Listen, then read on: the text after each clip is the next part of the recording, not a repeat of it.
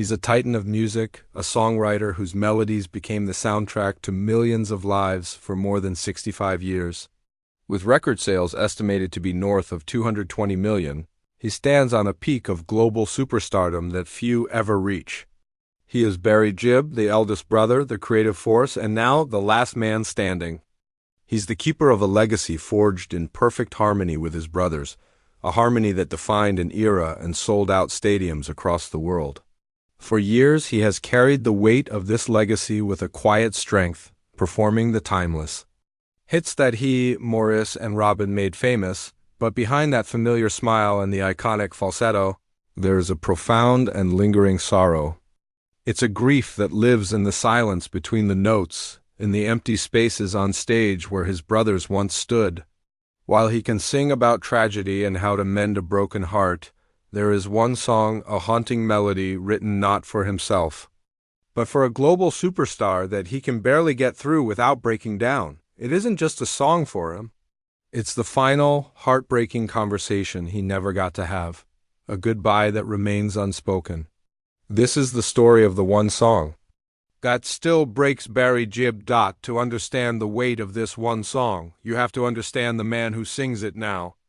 Barry Gibb is the sole surviving brother of the Bee Gees, a role he never asked for and one that brings both immense pride and unbearable pain. He is the oldest, and yet he's the one who remains. It's a cruel twist of fate that he has acknowledged, with a sense of bewilderment. "I don't know why I'm the only one left," he has said. "I'll never be able to explain that." After the death of his youngest brother Andy in 1988, then Morris in 2003, and finally Robin in 2012, Barry was left in a profound state of grief. He admitted to suffering a nervous breakdown, hiding away from the public for years as he tried to process a world without the boys he'd shared a stage and a life with. For a time, he didn't want to make music at all. He felt he couldn't. "I didn't have the heart," he confessed. "I just didn't want to carry on my own. I didn't know where I was going." The Bee Gees weren't just a band. They were a family, 3 brothers whose voices intertwined to create a sound that was singular and magical. "We were glued to each other," Barry recalled. "And when one was gone, it changed everything." The idea of being the Bee Gees without all 3 of them felt wrong. After Morris's sudden passing, Barry resisted Robin's desire to continue under the band's name, insisting, "We can be Barry and Robin. We can be Robin and Barry, but we can't be the Bee Gees without Mo." But his wife, Linda, eventually gave him the push he needed. She told him, "Why don't you get off your arse? You know what you can do. Go and do it." And so he did. He embarked on solo tours, not as a man trying to recapture past glory, but as a son and a brother keeping a promise. His mission became clear: to ensure the music lived on. On stage, he is surrounded by memories. He performs with his own son, Stephen, and often has images of his brothers flashing on the screen behind him, a visual reminder of the ghosts in the room. He says he still feels their presence most strongly when he performs, that he hears their harmonies in his head, waiting for them to join in. This nightly communion is both a comfort and a torture. It keeps them close, but it also underscores the devastating reality of his solitude. He is the last man standing, and every song is a duet with the past, a dance with the shadows of the men who were not just his bandmates, but his blood. The story of the Bee Gees isn't one of manufactured stardom. It began with the simple, organic magic of sibling harmony. Long before the white suits and the disco balls, there were just 3 boys with a shared dream. Born on the Isle of Man and raised in Manchester, England, the Gibb family was not wealthy. Looking for a better life, they became 10-pound palms, immigrating to a modest suburb of Brisbane, Australia, in 1958. It was there, in the land of sunshine and opportunity, that their musical destiny began to take shape. From a very young age, Barry and the younger twins, Robin and Morris, knew they were going to be famous. It wasn't arrogance. It was an unshakable belief in their collective talent. Barry remembers telling his first girlfriend at 14 that she was making a mistake by leaving him because he was going to be a star. Their ambition was a shared engine, and their voices were the fuel. They would practice constantly, using their mother's broomsticks as pretend microphones. Their laughter echoing through the small house, their bond was unique and powerful. Nobody really ever knew what the three of us felt or what the three of us thought about each other, Barry later reflected. Only the three of us knew ... The three of us became like one person. This synergy was the bedrock of their sound.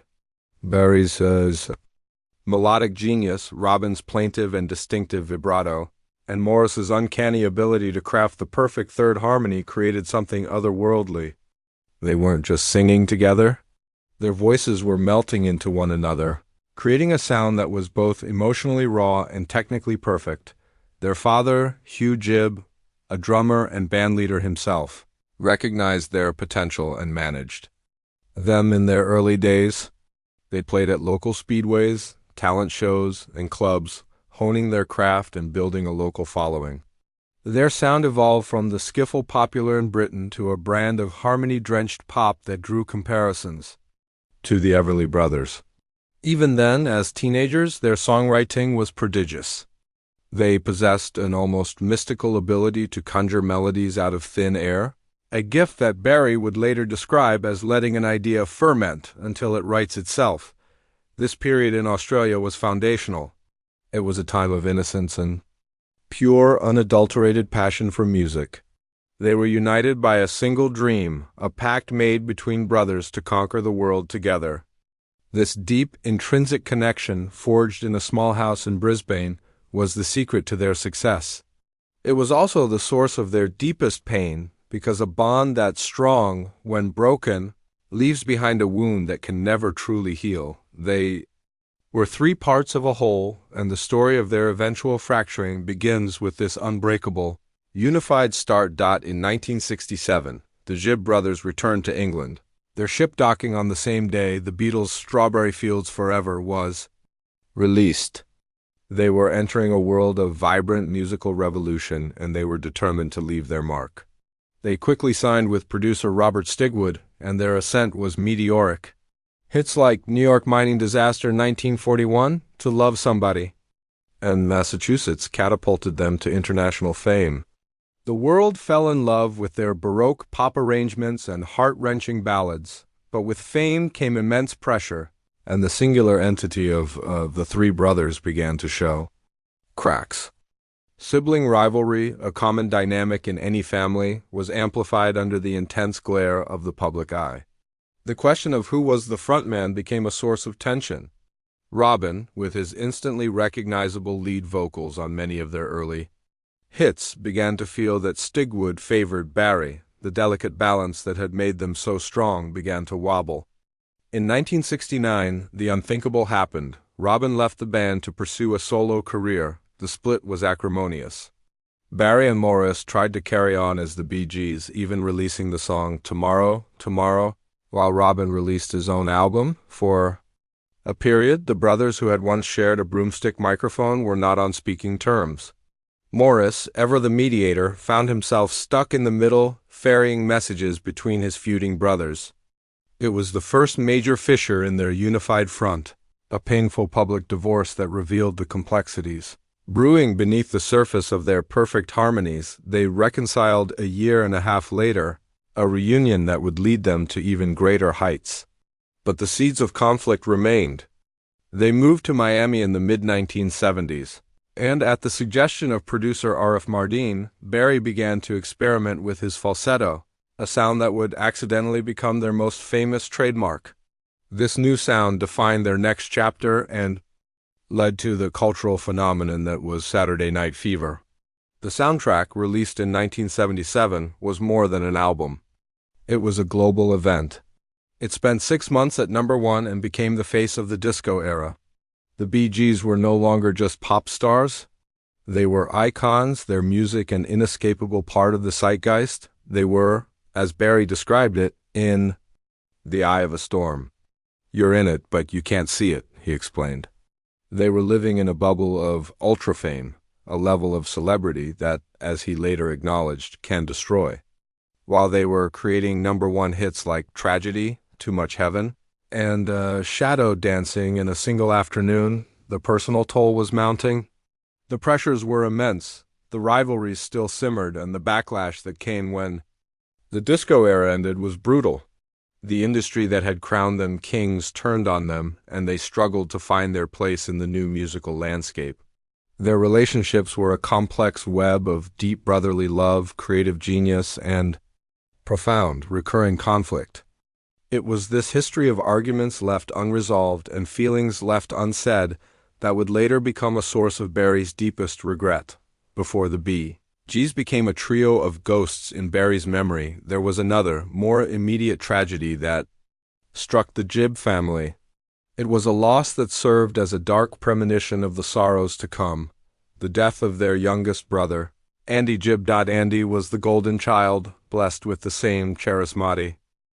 Now, consider the lyrics they wrote long before the profound losses that would redefine their lives. The song opens with the lines, "So this is who I am, and this is all I know / and I must choose to live, for all that I can give, the spark that makes the power grow." It's a declaration of purpose, of finding one's destiny. But it's the chorus that, in hindsight, becomes almost unbearably prophetic. "We don't say goodbye," the lyrics state with certainty. "With all my love for you, and what else we may do, we don't say goodbye." At the time, it was a beautiful, romantic sentiment about enduring love and legacy. It speaks of keeping a memory alive inside of a journey through eternity. The music video for the song leans into these themes, featuring Dion as a ghostly figure walking through a mansion and a cemetery. Encountering the spirits of the Bee Gees, it visually represents themes of love, loss, and reincarnation. But for Barry Gibb, what was once a beautifully crafted piece of songwriting, for another artist would transform into a deeply personal anthem of grief. The words "we don't say goodbye" would evolve from a poetic line into a desperate mantra, a refusal to accept the finality of death. The harmonies that he, Morris, and Robin recorded that day in 1997, their voices blending together in perfect unity, would become audio ghosts. They were a pristine recording of a moment in time that could never be recreated. A sonic photograph of their brotherhood, captured forever in a bottle. This song, created at a moment of triumph, was unknowingly destined to become the vessel for Barry's greatest heartbreak. For years, Morris Gibb was the great stabilizer of the Bee Gees, while Barry and Robin were often the dueling frontmen. Locked in a complex dance of rivalry and collaboration, Morris was the anchor. He was the musical director, the multi-instrumentalist, the one who could bridge the gap between his two brothers with a joke or a perfectly placed harmony. He was, by many accounts, the heart of the band. In Barry's own words, Morris was the master of exaggeration, a man who loved life and possessed a humor that could light up a room. His death was shockingly sudden and unexpected. In January 2003, Morris collapsed at his home in Miami. He was rushed to the hospital for what was thought to be an intestinal blockage. During surgery, he suffered a cardiac arrest, and just 2 days after falling ill, he passed away. He was only 53 years old. The shockwave that ripped through the family was immense. There was no time to prepare, no time for final conversations. The speed of it was brutal.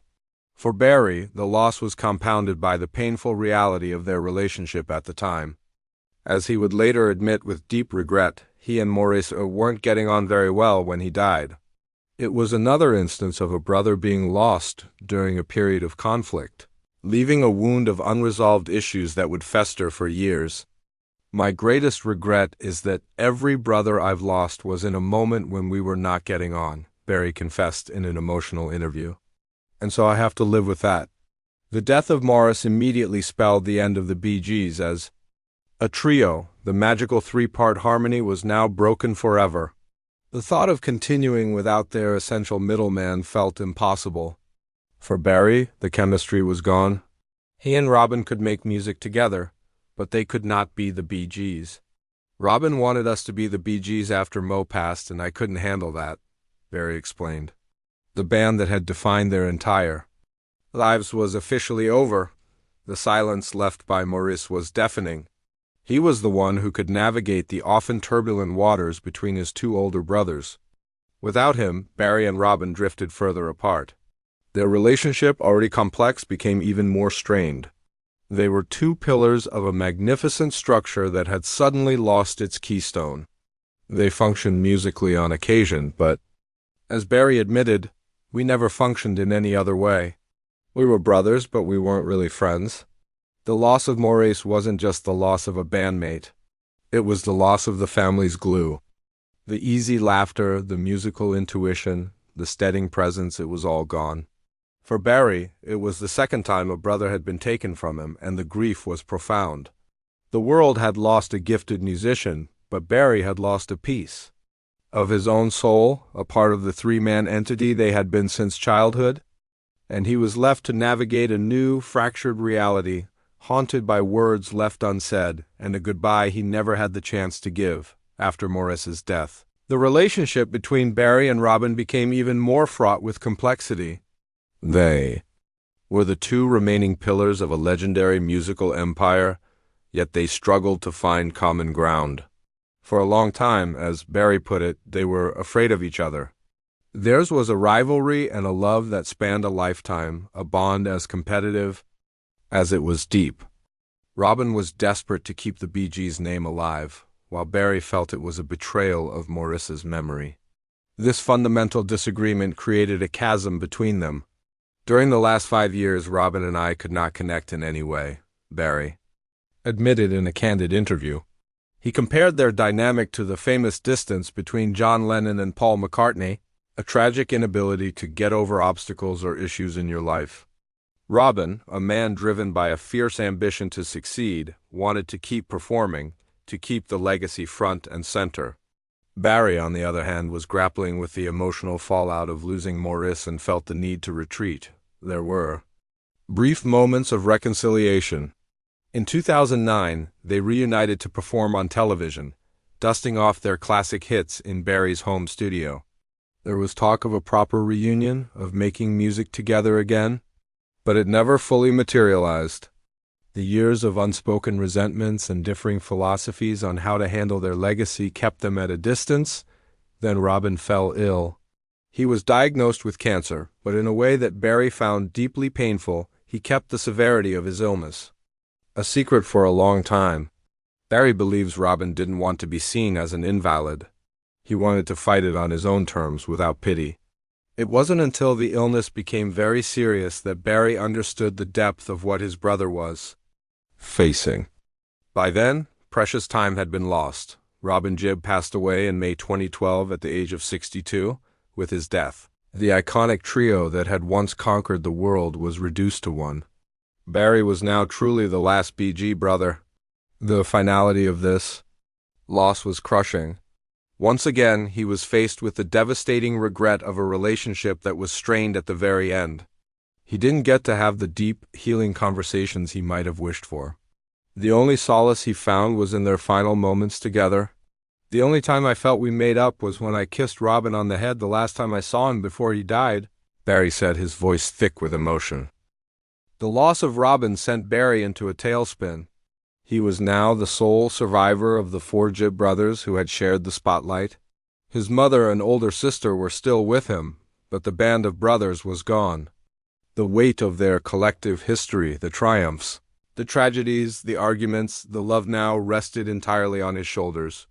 After Robin died, Barry didn't know if he could ever perform again.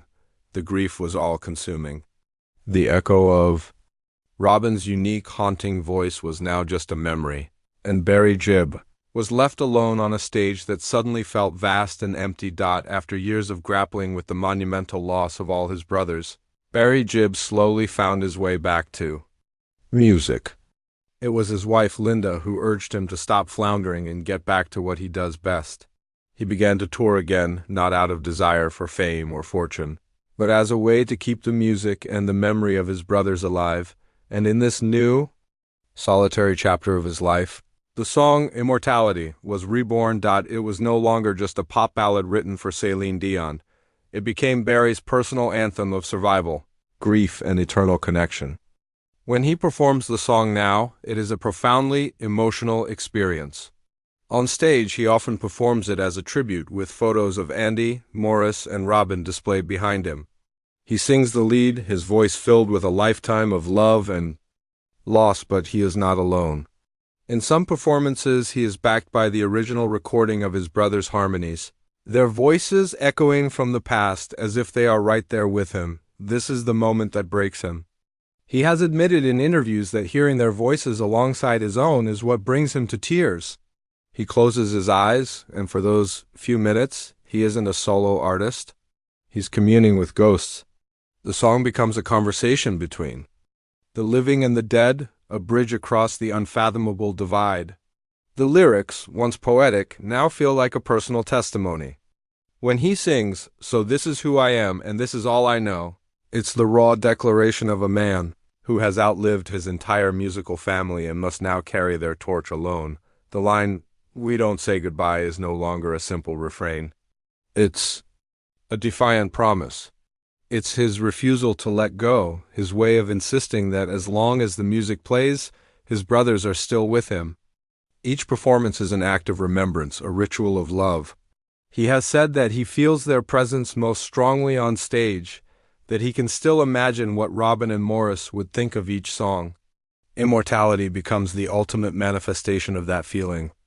It is a dialogue with their spirits, a way to conjure their presence through the magic of a melody they created together. Fans who have witnessed these performances describe a palpable shift in the atmosphere. The applause fades into a reverent silence as Barry, the last man standing, connects with the voices that only he can truly hear in his heart. It's not just a performance, it's a public grieving, a shared moment of mourning and celebration. The song, with its themes of eternal life and memories held inside, has become the perfect, heartbreaking vessel for Barry's story. It encapsulates everything he lost and everything he refuses to forget. It's the sound of a man trying to mend his own broken heart, using the very music that his brothers helped him create. The story of Barry Gibb and the song Immortality is a powerful look at how music breathes. It shows how a song can evolve, taking on new layers of meaning as life unfolds.